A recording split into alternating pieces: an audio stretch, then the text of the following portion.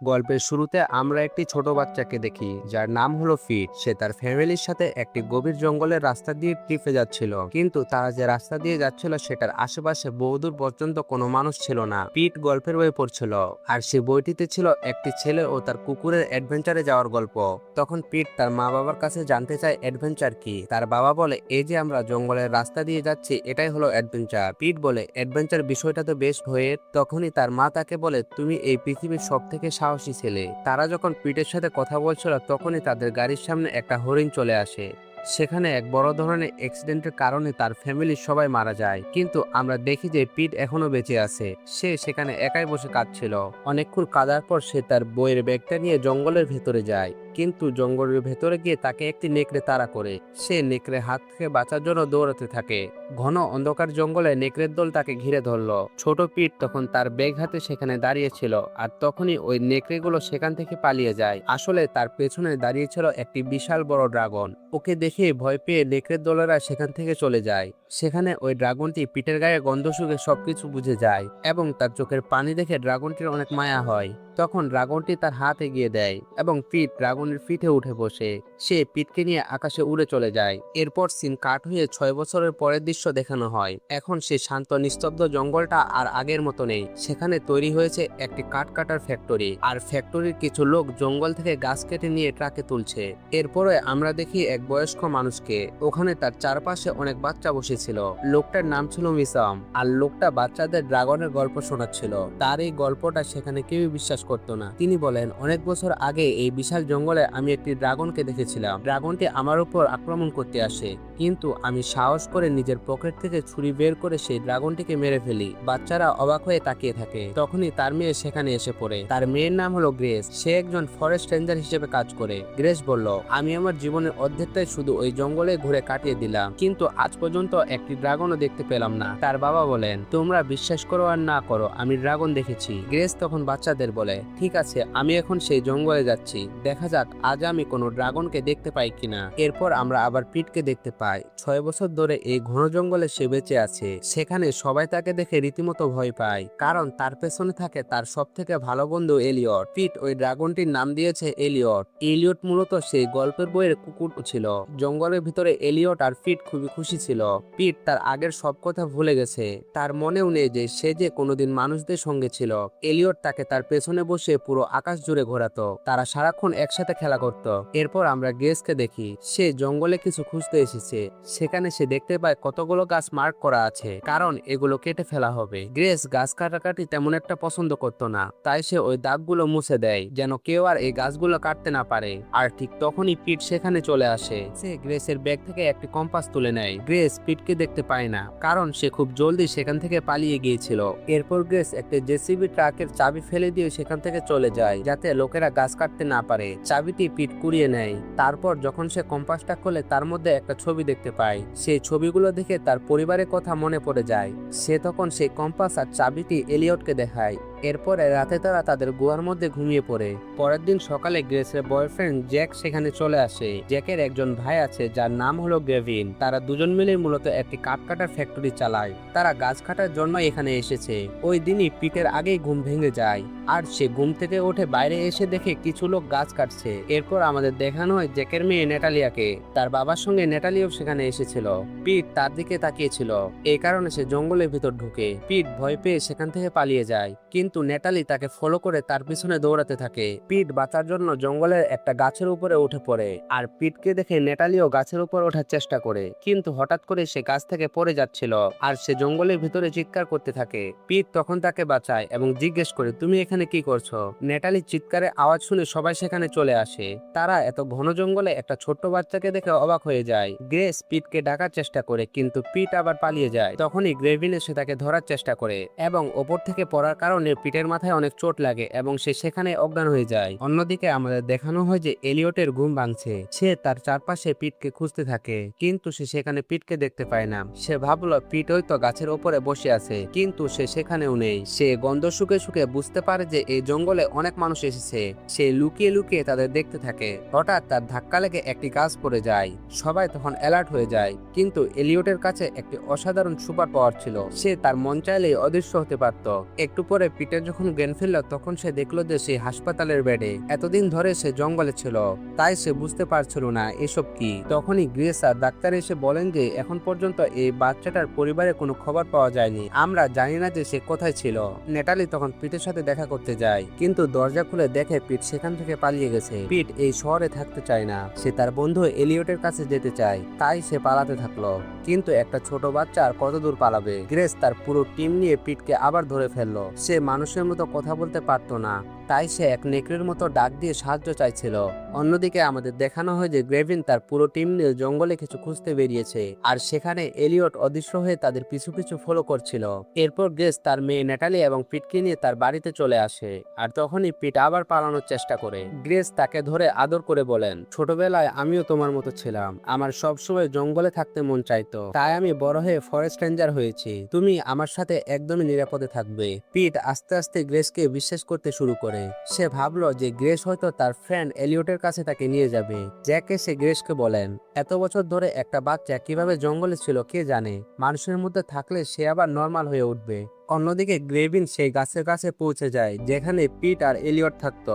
সেখানে সে পিটের গল্পের বইটি দেখতে পায়। সে বইটি নিয়ে সেখান থেকে বের হতেই যাবে, তখনই এলিয়ট তার অদৃশ্য রূপ ছেড়ে আসল রূপে আসে। তাকে দেখে সবাই ভয় পেয়ে গেল এবং গাড়ি নিয়ে সেখান থেকে পালিয়ে গেল। বাড়িতে পিট আর নেটালি একসাথে বসে গল্প করতেছিল। এরপর তারা সবাই একসাথে বসে খাবার খায়। পিট তখনও ভাবছে যে গ্রেস তাকে এলিয়টের কাছে নিয়ে যাবে। গ্রেস যখন পিটকে তার মা বাবার কথা জিজ্ঞাসা করলো তখনই গ্রেসের কাছে একটি কল আসে। ফোনের মাধ্যমে সে জানতে পারে যে 6 বছর আগে পিটের মা বাবা অ্যাক্সিডেন্টে মারা গেছেন। এই কথাটি শোনার পর গ্রেসের মন অনেক খারাপ হয়ে যায়। সে বুঝতে পারতেছিল না 6 বছর ধরে একটা বাচ্চা জঙ্গলে একাকী কিভাবে ছিল। পরের মুহূর্তে আমরা দেখি পিট আর নেটালি গল্প করতে করতে ড্রয়িং করছিল। নেটালি যখন পিটকে জিজ্ঞেস করে তোমার কোনো বন্ধু আছে, পিট তখন নেটালিকে এলিয়টের কথা বলে। নেটালি জিজ্ঞেস করলো সেটা কি কোনো কুকুর, কিন্তু যখন পিট কাগজে ড্রাগনের ছবি আঁকলো তখন নেটালি বুঝতে পারলো যে এলিয়ট আসলে একটা ড্রাগনের নাম। অন্যদিকে গ্রেস তখন পিটকে নিয়ে একটা এনজিওতে যাওয়ার জন্য তৈরি হচ্ছিল। নেটালি তখন পিটকে জিজ্ঞাসা করলো তুমি কি জানো ড্রাগনরা কোথায় থাকে? পিট বলল তারা উত্তর দিকে থাকে, উত্তর দিক ফলো করলে আমরা তাদের ঠিকানা পেয়ে যাব। তখনই সেখানে গ্রেস হলো। গ্রেস তখন পিটকে আবার তার পরিবারের কথা জিজ্ঞেস করলো। তখন পিট গ্রেসকে সেই কম্পাসের ভিতরে থাকা ছবিকে দেখায়। গ্রেস তখন বলল আমিও যখন ছোট ছিলাম তখন আমার মা মারা যান, আমি তোমার কষ্টটা বুঝতে পারছি। কিন্তু তখন পিট বলল আমি তো একলা ছিলাম না, আমার সঙ্গে আমার বন্ধুও ছিল। পিট তার আর্ট করা ড্রাগনের ছবিটি গ্রেসকে দেখায়। গ্রেস কিন্তু জানতো না যে পিটের বন্ধু সত্যিকারে একটি ড্রাগন। গ্যাভিন তার ভাই জ্যাকের কাছে আসে এবং বলে যে সে জঙ্গলের ভিতর একটি ড্রাগনকে দেখেছে। কিন্তু জ্যাক বলল তুমি হয়তো বেশি ড্রিঙ্কস করে ফেলেছ, বাড়ি গিয়ে ঘুমাও, সব ঠিক হয়ে যাবে। কিন্তু আড়াল থেকে এই সব কথা গ্রেস শুনে ফেলে। তার মনে হলো তাহলে জঙ্গলে সত্যিই ড্রাগন আছে, আর পিটের খাতাতেও ড্রাগনের ছবি। অন্যদিকে এলিয়ট পিটকে খুঁজতে খুঁজতে গ্যাভিনের গাড়িকে ফলো করে তাদের বাড়ির সামনে চলে আসে। এলিয়ট জানলা দিয়ে দেখে যে পিট এখন গ্রেস, জ্যাক আর নেটালির সঙ্গে একসাথে মিশে গেছে। সে তাদের সঙ্গে অনেক খুশিতে আছে। এলিয়ট ভাবলো পিট হয়তো তাকে ভুলে গেছে। এটা দেখে এলিয়টের খুব কষ্ট হলো এবং সে আবার জঙ্গলে ফিরে গেল। গ্রেস তখন তার বাবা মিচামের কাছে গিয়ে জিজ্ঞাসা করলো বাবা সত্যি করে বলো তুমি কি কখনো ড্রাগন দেখেছো? তার বাবা তখন বলেন একবার আমি শিকার করতে গেছিলাম, হঠাৎ আমি দেখি যে আমার চারপাশে একটি বিশাল ছায়া চলে এসেছে। যখন আমি পিছনে ঘুরে তাকাই তখন দেখতে পাই যে একটি বিশাল বড় সবুজ ড্রাগন আমার উপরে। আমার হাতে তখন বন্দুক ছিল, আমি চাইলেই তাকে শুট করতে পারতাম, কিন্তু ওই ড্রাগনটা আমার কিছুই করলো না, তাই আমিও তাকে আঘাত করলাম না। এই সব কিছুই প্রকৃতির দান, সেটা নষ্ট করা আমাদের উচিত না। সকালে গ্রেস পিটকে নিয়ে এনজিওতে যাওয়ার জন্য রেডি হচ্ছিল, কিন্তু গাড়ির মধ্যে গ্রেসের মন বদলে গেল এবং সে তখন পিটকে নিয়ে জঙ্গলে যাওয়ার সিদ্ধান্ত নিল। অন্যদিকে জ্যাক তার ভাই গ্রেভিনের লেখা একটি নোট দেখতে পায়। ওখানে লেখা ছিল যে সে জঙ্গলে যাচ্ছে ড্রাগনটি শিকার করতে। গ্রেস তখন তার বাবাকে নিয়ে সেই জঙ্গলে চলে আসে। পিট জঙ্গলে পৌঁছে দৌড়াতে থাকে।